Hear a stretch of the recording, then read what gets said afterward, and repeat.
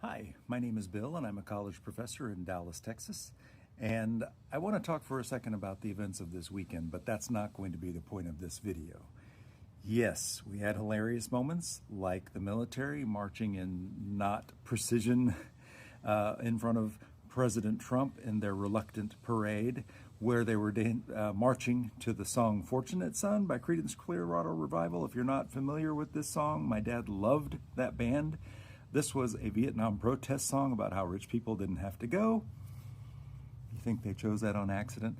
Meanwhile, with something less than 10,000 people estimated to have been at his parade, we had between 12.5 and 13 million people, according to estimates, attending No King's Day protests all across the country. Gavin Newsom is sending out pictures of massive crowds in contrast to the 6 people standing in the corner at Trump's deal, which he himself seems to have slept through. And we've had tribalism in Minnesota bring about the assassination attempt of a MAGA right-wing nut job on Democratic House members up there. But I want to keep our eye on the ball here. All of these things can serve to distract us from something that we can and must do. The Big Beautiful Billionaire Buffet has not only stalled, it's now getting second thoughts in the House from even the MAGAist nut jobs over there, including Marjorie Taylor Greene. We're talking about 16 million people losing health care. This is not just about Medicaid and Medicare. If you don't live in a big city, then you're going to have to drive to a big city to get hospital care.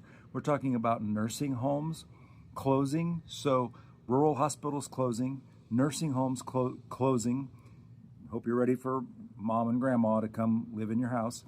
And taking away $300 billion from SNAP, which provides basic nutritional benefits, food to, in particular, we're not talking about welfare queens here, which was always a myth, but children, seniors, and veterans. I think these are some people we should be taking care of.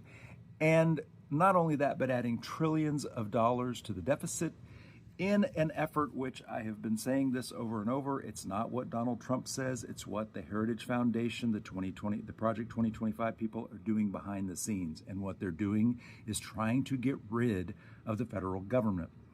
Think about how much your state taxes are going to have to go up if you live in a red state and you've been taking a significant amount of money, not only from FEMA, but just to meet your basic budget.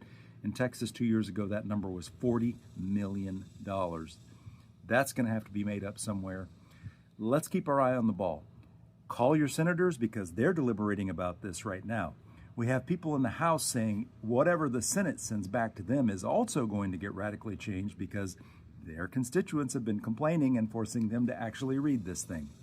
Let's make our phone calls. Let's let them know what we have to say and what we think about this odious bill. And I can't wait to hear what our next protest is going to be from Indivisible and the Coffee Party and other groups like that.